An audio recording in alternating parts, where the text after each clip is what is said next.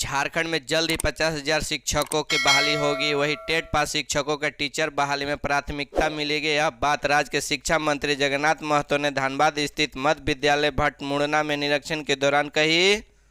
132 के खतियान के आधार पर यह बहाली होगी। या इस पर शिक्षा मंत्री ने कहा कि फिलहाल टेट पास लोगों के पहले लिया जाएगा, इसके बाद आगे और लोगों के प्राथमिकता के आधार पर बहाली की जाएगी। कहा कि सरकार सभी के विकास को लेकर कार्य कर रही है। हजारीबाग बड़कागांव पुलिस ने छापेमारी करके दुकान में अवैध शराब बरामद की। इस मामले में पुलिस ने दुकानदार ब्रज किशोर प्रसाद को गिरफ्तार किया। बता दें कि दुर्गा पूजा के अवसर पर अंग्रेजी शराब के दुकान को बंद रखने का आदेश दिया गया था। इस लेकर सभी अंग्रेजी शराब के सरकारी दुकानों बंद थी। इसके बावजूद बड़कागांव गुरुचट्टी में अवैध रूप से एक दुकानदार अंग्रेजी शराब बेच रहा था। सूचना मिलने के बाद बड़कागांव थाना प्रभारी विनोद कुमार तिर्के ने इसे गंभीरता से लिया। उनके निर्देश पर एसआई विजय कुमार सिंह ने छापेमारी करके दुकान से 2 पेटी अंग्रेजी शराब बरामद की। वही पुलिस ने दुकानदार ब्रज किशोर प्रसाद को गिरफ्तार कर लिया। पुलिस ने मामले दर्ज करते हुए ब्रज किशोर को हजारीबाग जेल भेज दिया। भारत और दक्षिण अफ्रीका के बीच 9 अक्टूबर को होने वाले एक दिवसीय अंतर्राष्ट्रीय क्रिकेट मैच के देखते हुए रांची पुलिस प्रशासन की ओर से सुरक्षा के पुख्ता इंतजाम किए गए हैं। मैदान के अंदर और बाहर की सुरक्षा को लेकर सभी तरह की तैयारी पूरी कर ली गई है। वहीं रांची एयरपोर्ट के लेकर स्टेडियम, ब्लू होटल और वहां से स्टेडियम तक की सुरक्षा बढ़ा दी गई है। आला अधिकारियों को ओर से सुरक्षा के मद्देनजर अपने अपने अस्त्र पदाधिकारियों को विशेष जिम्मेवारी सौंपी गई है। क्रिकेट मैच की सुरक्षा को लेकर 4 आईपीएस की तैनाती। हेमंत सरकार राज्य के सरकारी कर्मचारियों को दिए जाने वाले चिकित्सा भत्ता को समाप्त करके अब कैशलेस चिकित्सा सुविधा देने की तैयारी कर रही है। हेमंत सरकार ओल्ड पेंशन स्कीम के बाद सरकारी कर्मियों को एक और सौगात देने की तैयारी में है। लंबे समय चिकित्सा सुविधा के मांग को देखते हुए राज्य सरकार कर्मचारियों के कैशलेस के चिकित्सा सुविधा देने की तैयारी कर रही है। संभावना यह है कि 10 अक्टूबर को होने वाली कैबिनेट की बैठक में इस प्रस्ताव पर मुहर लग जाएगी। दरअसल झारखंड सरकार 2014 में अपने कार्यरत और सेवानिवृत्त कर्मचारियों के स्वास्थ्य बीमा के माध्यम से कैशलेस चिकित्सा सुविधा उपलब्ध कराने का फैसला किया था। इसके तहत कार्यरत कर्मचारियों को दिए जाने वाले चिकित्सा भत्ता को बंद 6,000 रुपये वार्षिक प्रीमियम के आधार पर उनका स्वास्थ्य बीमा कराने का फैसला लिया गया था। बोकारो जिला के गुमिया प्रखंड अंतर्गत चत्रोचट्टी थाना क्षेत्र के एक प्रवासी मजदूर की मौत महाराष्ट्र के कल्याण में हो गई है। प्रवासी मजदूर गंगाधर महतो गढ़मा गाराम का रहने वाले था। प्रवासी मजदूर की मौत महाराष्ट्र के कल्याण में एक अस्पताल में इलाज के दौरान हो गई है। मृतक एक कंपनी में चालक के पद पर कार्यरत था। मृतक का शव को मुंबई से हवाई जहाज के आज शाम रांची लाया गया था। जानकारी अनुसार गंगाधर महतो 46, पिता सुरेंद्र महतो महाराष्ट्र के कल्याण में महालक्ष्मी स्टोन क्रेशर के चालक के पद पर कार्यरत के बीते दिन ड्यूटी के दौरान ट्रक को लेकर काटा घर में वेट करके बाहर खड़ा थे। इसी बीच चक्कर आने से गिर गया। आनन फानन के उसे प्राथमिक इलाज के लिए निकट अस्पताल में भर्ती कराया गया, जिसके बाद इलाज के दौरान मौत हो गई। मृतक के शव को आज कंपनी के द्वारा कल्याण से गुमिया भेजा जा रहा है। गंगा महतो ने की खबर सुनकर गांव का मातम पसर गया है। झारखंड के दुमका जिले में एक बार फिर पेट्रोल कांड का मामला सामने आया है। दुमका में कुछ दिन पहले ही नाबालिग हत्याकांड की आग अभी शांत भी नहीं हुई थी। जरमुंडी थाना क्षेत्र के भालकी गांव में प्यार में पागल सन के युवक ने एक युवती पेट्रोल छिड़क कर आग लगा दी।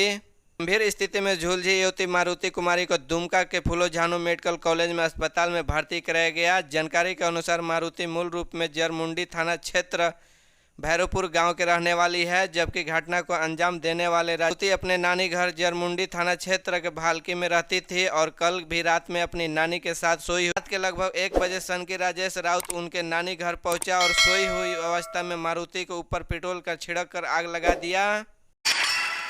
झारखंड के अलग अलग हिस्सों में पिछले 72 घंटे में सड़क हादसे में 17 लोगों की जान चली गई। इस दौरान लोगों ने कई जगहों पर सड़क जाम कर विरोध जताया। मुआवजे के मांग के लेकर पुलिस प्रशासन के तत्परता के काफी मकसद के बाद आवागमन सामान्य किया जा सका। सबसे बड़ी घटना बड़काकाना में हुई, जहां एक साथ 6 लोगों की मौत हो गई। बड़काकाना में नो एंट्री क्षेत्र में घुसे नियंत्रित 12 चक्का ट्रक ने बुधवार के शाम लगभग 4 बजे 9 लोगों के अपनी चपेट में ले लिया। इसमें एक दूध मुँहे बच्चे समेत 6 लोगों की दर्दनाक मौत हो गई, वहीं 3 लोगों गंभीर रूप से घायल हो गए। हादसे के बाद आक्रोशित ग्रामीणों ने रामगढ़ पतरातू 4 लेन सड़क को जाम कर दिया। झारखंड में ओबीसी आरक्षण के बिना नगर निकाय चुनाव 2023 में कराने की तैयारी है। नगर विकास विभाग ने इससे संबंधित प्रस्ताव तैयार कर लिया। जल्द ही इस कैबिनेट ने बैठक में रखा जाए। नगर विकास विभाग ने सुप्रीम कोर्ट द्वारा स्पेशल लीव अपील ने राहुल रमेश बनाम महाराष्ट्र राज्य के अन्य पारित न्यायाधीश के आलोक ने नगर पालिका निर्वाचन 2023 का प्रस्ताव बनाया है।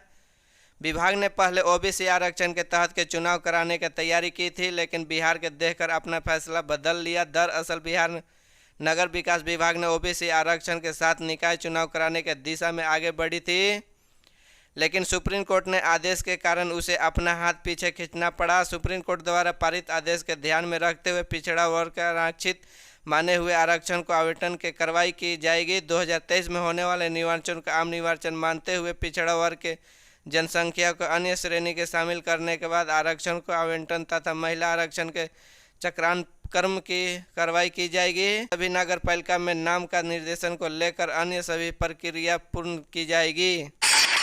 हेमंत सरकार के गांवों का तोहफा 134 नए पीएचसी खुलेंगे। 2144 पदों पर होगी नियुक्ति। राज्य के ग्रामीण क्षेत्रों में स्वास्थ्य सुविधा उपलब्ध कराने के लिए 134 नए प्राथमिक स्वास्थ्य केंद्र पीएचसी खोले जाएंगे। इन स्वास्थ्य केंद्रों के संचालन के लिए 2144 पदों पर नियुक्ति की जाएगी। भर्ती केंद्र 2 डॉक्टर एवं 9 पैरामेडिकल कर्मियों की अस्थायी नियुक्ति होगी। इसमें 268 डॉक्टर, 402 परिचारिक श्रेणी, 268 एएनएम के अलावा फार्मासिस्ट, महिला स्वास्थ्य प्रदार्शिक, प्रयोगशाला प्रौद्योगिक एवं लिपिक 134 पदों पर अस्थायी नियुक्ति होगी। हर पीएचसी में पुरुष और महिला कक्ष के एक परिधापक, ड्रेसर के 1 सफाई कर्मचारी, चौकीदार 1 और डाटा एंट्री ऑपरेटर के 1 पद यानी कुल 670 पद आउटसोर्सिंग के आधार पर भरे जाएंगे। आउटसोर्स कर्मियों का न्यूनतम मानसिक मानदेय के श्रम विभाग के निर्धारित परिश्रमिक के आधार पर तय माने के कम से कम नहीं होगा। आउटसोर्स के पद स्वीकृति नहीं समझे जाएंगे। प्रस्ताव का वित्त विभाग ने अनुशंसा हो गई है। साथ ही उस प्रस्ताव का मंत्रिपरिषद का स्वीकृति भी मिल चुकी है। इसके बाद स्वास्थ्य विभाग ने इसे बाबल सलेख जारी किया गया। जल्द ही इसे सरकारी राजपत्र का असाधारण अंक तक प्रकाशित किए जाएंगे। राशन उठाव के वितरण में हो रही गड़बड़ी पर अंकुश लगाने को लेकर गुजरात के तर्ज पर झारखंड में निगरानी रखी जाएगी। इसको लेकर जेएसएफसी के ओर से तैयारी शुरू कर दी गई है। कमांड कंट्रोल सिस्टम स्थापित करने को लेकर निविदा के निकाली गई है। 2 माह के अंदर प्रक्रिया पूरी करके इसे संचालित करने की योजना बनाई गई है। एफसीआई के गोदाम में अनाज उठाव करने वाले ट्रकों का जेपीएसी सिस्टम लगाया जाएगा। इसकी रियल टाइम की जाएगी। इस सिस्टम का अध्ययन करने को लेकर झारखंड सरकार के अधिकारी गुजरात गए थे। वहां से लौटने के बाद उन्होंने अपनी रिपोर्ट सौंपकर इसे लागू करने का सुझाव दिया था। विभागीय अधिकारियों का कहना है कि इस सिस्टम को लागू होने पर काफ़ी हद तक गड़बड़ी पर अंकुश लगाया जा सकता है। अगर एफसीआई के अनाज को लेकर चलने वाले ट्रक को निर्धारित मार्ग दूसरे रूट पर जाता है तो उसकी सूचना तुरंत कमांड कंट्रोल सिस्टम में मिल जाएगी। अगर कहीं निर्धारित समय से ज़्यादा ट्रक का ठहराव होता है तो इसकी सूचना भी अधिकारियों को मिल भविष्य में इस सिस्टम को ऐप के माध्यम से जोड़ने की तैयारी की जा रही है। ट्रकों में लोड सेंसर के भी लगाने का योजना है। अगर कहीं ट्रक के अनाज उतारा जाता है तो लोड सेंसर के माध्यम से इसकी सूचना